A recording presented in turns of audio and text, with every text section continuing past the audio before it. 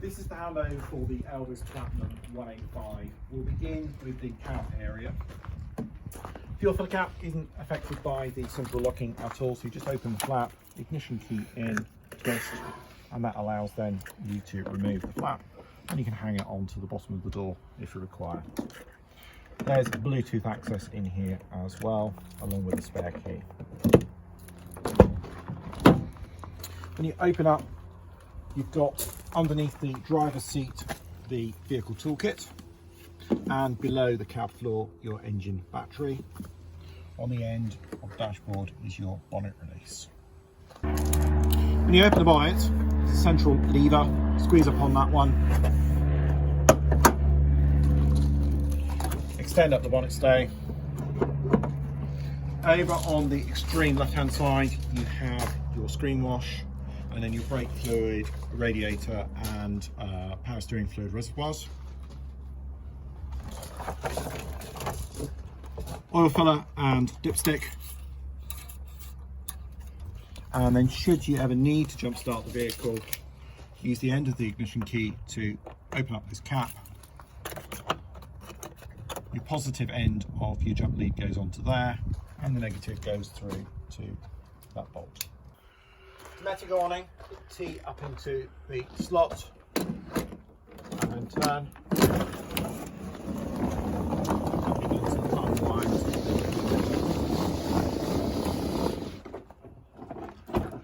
Wide it out to a distance where you can reach the legs. The legs are telescopic, so push in. Let each leg go all the way down and then bend on the elbow. To set each leg, lift up, lock clip, and it locks it into position. Extension on the awning is about 2.5 meters. They're recommended as sunshades, not storm shelters, so in wet or windy conditions, please put them away. Also make sure when you are opening and closing, you've got sufficient height that it's not going to rub against the fabric. Underneath the bed in the back, there's an additional set of poles which can be docked into this section here and back onto the wall of the van, and it just gives you some additional structural rigidity. Put the awning away, fold the lock clip back in, and then carefully position the leg back up with the foot against the palmet so that you can then lock it into position like so. Fold the awning back into the body of the van. And that's all the way nice and neat. Gas locker, unlock the locker, turn the gas on and off. Quite simply, just use the brass nut on top, turn it clockwise to turn the gas supply off, turn it anti-clockwise to turn the gas supply on. That then feeds through into the rest of the van. To change over, it's a left-hand thread on these, so undo to do up, and then you can change it over to the opposing cylinder when it's required. You've also got an external gas barbecue point. As the advice though follows, do not use this underneath the awning space. Toilet cassette. The cassette is tucked into the body of the van because it's below the wardrobe cupboard. So you'll need to pull up on this orange lever, having made sure that the slide is shut properly inside. Slide the cassette out. These come with extension handles for ease and transportation. You get to the collection point, take the grey cap off the top completely, tip the whole cassette up, press the orange button in on top, and that allows then the waste to come out of the bottom. Before you load it back in, use the measuring cup provided, either a capful of green chemical for the Highlands or a sachet of green mixed with about 2 litres of water. Pour the two in together to make a mix, and then slide the cassette back in firmly, back into the body of the van so it bolts in nice and firmly.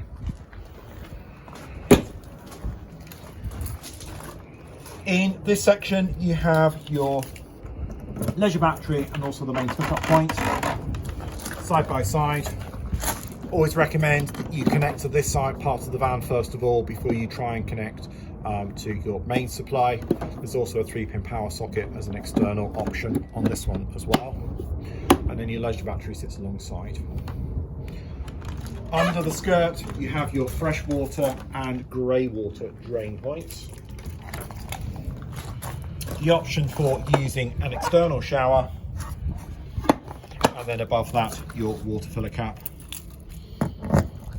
for your water supply to go into. Unscrew, clip off. There are ventilation ports at the back of the microwave, as well as ventilation for the fridge. In the driver's door pocket, there are some fridge vent covers which you can use for winter use. When you first come into the van, there's a 12-volt control panel adjacent to the caravan door. Turn the switch on to there, and that turns on all of your interior 12-volt supplies. You've got separate isolated switches for the interior lights, as well as for the outside awning light, and a switch for the water pump as well. Use the water pump on demand rather than leaving it on indefinitely.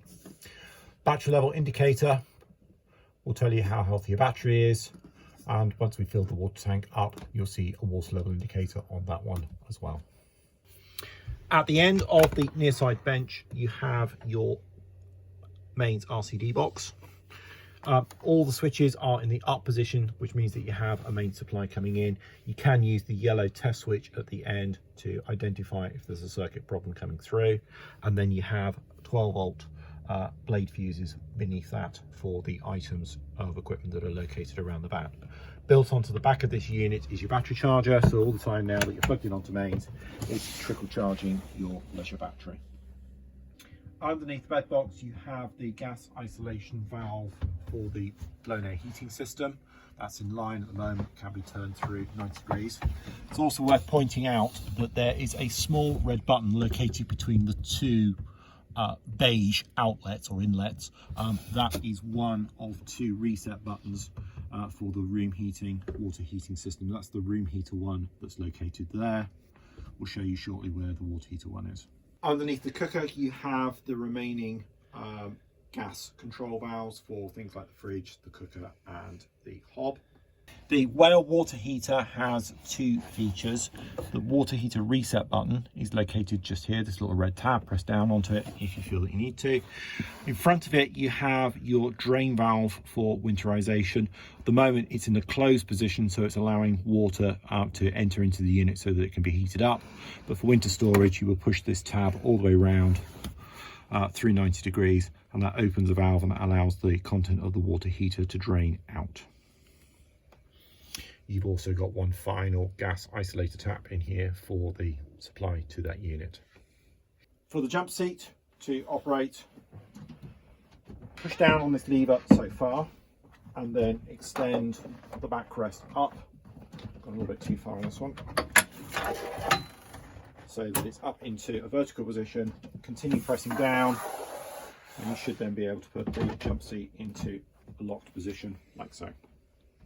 To fold it away, push down the lever again, and you get to about a midpoint. You should then be able to start folding the seat section all the way down, like so. So that it's out of the way. There's a protective cover to go over the top, and then you can begin folding the upholstery boxes back down. This is your Whale heating controls. This gives you both your water heating and your room heating systems. To operate the water heater, you will have to ensure that there's water in the system. So you would have filled up your fresh water tank. You would have made sure that the yellow valve underneath the seat is in a closed position, and you purge and draw the water supply through your kitchen taps as well as your shower and vanity units to get that continuity of supply up and running. When you turn on the 12-volt control panel above, you should see 2 off indicators shown. The top one is for the water heating system, and you can go through a selection of options to turn the water heater onto gas, onto a combination of gas and electric, a higher running of gas and electric systems, and then a frost protection, as well as a range of electric modes depending on the amount of amperage that's available for you to draw. When you want to turn the system off, just go back to the off light. In its heating mode, water heating mode, probably take around about 40 to 50 minutes or so for the water tank to heat up. It's approximately a 7 or 8 litre tank. With the room heating system, it's a similar series of controls. You go through and you can use a range of either gas and electric settings to give you a range of different heating outputs. And then you can control the temperature by using the plus and minus symbols on the dial below. You'll hear a fan kick in. Occasionally you can get a exclamation mark that appears up here indicating that there is a fault. By pressing the hot water tap and the plus symbol, that will clear that fault. If that's unsuccessful, then you may have to use the resets that are on the individual appliances underneath the bed boxes. There's also a nighttime mode on this one, as well as a frost protection mode, but we would always advise that the water system is drained down manually rather than being reliant on using the frost protection in colder weather. Your fridge controls, you have a three-way system here of mains, 12 volt and gas. Top dial position indicates that the unit's switched off. Having leveled the vehicle off using leveling wedges, you can then use it on the mains mode. Thicker the line, the colder the fridge will become. All the 12 volt mode will do is maintain the temperature within the fridge. It's taking a direct feed from the alternator when the engine is running to sustain that temperature. Setting off on a journey with just the fridge on 12 volt won't make the fridge get cold. Having arrived on site, you'd probably go back to your mains position, but if you were wild camping, you could go into a gas mode. You turn to the bottom dial, you push in on the thermostat, you strike on the igniter, and when the gas supply has been located, you'll see the red needle rise up into the green zone. Hold it in that position for a couple of seconds after the igniter has lit, the finger on the thermostat, and then slowly release. And as long as the needle stays within the green zone, then that's the fridge operating on gas. Gas can be more efficient than electric for cooling the fridge down, but can't emphasize enough that having the vehicle as near level as possible is the most effective way of getting the fridge cool. For the hob, you have to make sure the glass is upright. Do not bring the glass down over any burning flames at all. It doesn't cut out, it will continue to burn and it will break the glass. Use the largest burner and use the igniter, and you should get a positive feed of gas coming through, and then you can then light up the remaining burners if that's required. There is a separate electric, mains operated electric hob plate. Once you're plugged in onto mains, then you should see a red light come on to there. It's a similar story for the operation of the grill. You're using the same igniter switch. The left hand dial is your igniter for the grill, and that should draw the gas flow through.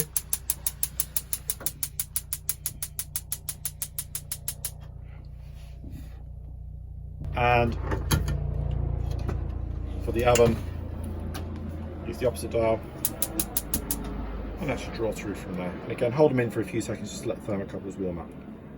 Silver bowl toilet located in the bathroom. Lift up the seat. There's a slider handle on the front. Move the handle around towards the back of the toilet to open up that main slider. Let all your waste go through, and then to flush the toilet, pushing on the blue button, and you should get adjusted water going around the inside of the bowl. It takes its feed directly from the onboard pressure water tank. Tap controls are self-explanatory, as are the vanity up, as are the shower controls. For the roof light, in this section, pushing on the brown handles, and you should be able to extend them up and direct it into whichever desired position you wish. However, for transit, it is critical that these are down in the locked position to prevent the roof light unit from blowing away. Flip that back up like so. The two large roof lights have a similar mechanism, so you have a black button that you push in, release the handles, and then you can push up onto the entire roof light.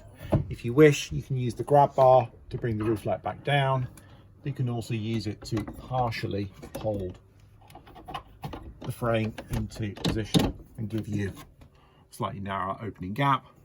Just before the roof light is fully closed, there is also a ventilation gap that you can put this into, but for transportation, you do need to make sure that it's locked down to the lowest position.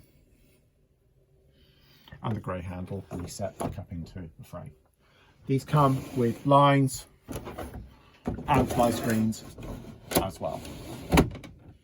Central roof light in the kitchen area, you need to pull down on the handle firmly so that you release it on the cold tracks, and you should be able to push the roof light up and forward on those runners and then draw it back through. Just make sure that it's locked into the back position accordingly and that the hooks are sat into the back of the plastic mounts. The overcap roof light is just a wind up one, so just extend it open. Do not use this in transit, right? It's not like a car sunroof. Open to around about 6 or 7 inches or so. And again, there are blinds and fly screens that you can operate as well. Make sure that the roof light's wound back in. And you lock the handle, should be nice and solid. Cab controls, ignition key into the side, and you should be able to, with your foot on the brake or clutch, you should be able to start the vehicle up quite easily. On the left hand stalk you have your light switches. Alright, this includes an off and side light switch, but there's also an automatic function as well. Your stalks for your indicators are located on that switch as well, and then back for the main beam. Below that you've got your cruise control and speed limiter.